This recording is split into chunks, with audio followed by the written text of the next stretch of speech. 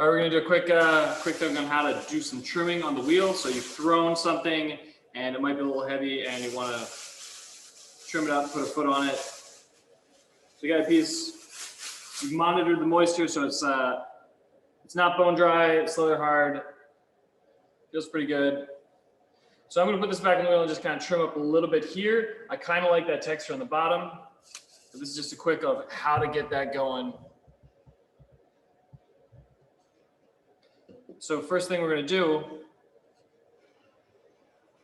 is get it back on the wheel and get it centered on the wheel, which, where's my pedal? It takes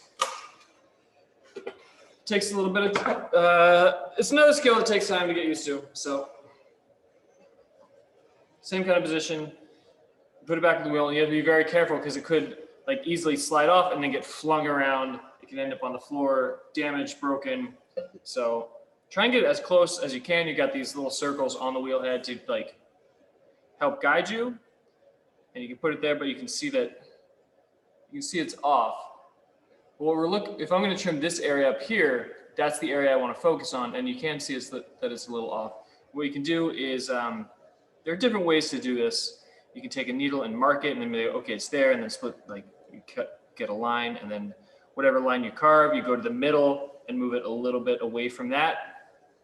Or one way that I found success, and this is very successful and efficient, is you can tap center it. So you kind of defocus your eyes, and every time it's kind of going around and like you see it go the farthest out, you give it a little tap and it will kind of find its center. And you kind of should have it going at a pretty good clip, rotation wise, kind of like that. And I like to keep my hand here just in case I hit it too hard and it goes farther, and then I'd be like, oh, quick, stop everything, catch it. Maybe not like, oh, catch it, oh, and then stop the wheel with my foot immediately. So let's see if I can do that.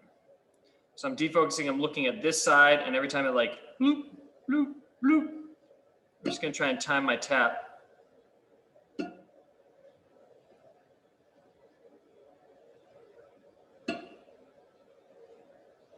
That's pretty good, right? Look at that. Not too bad, yeah? Want to see that again? So it's off.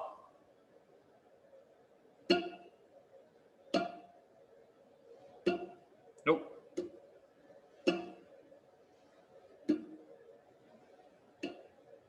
There you go.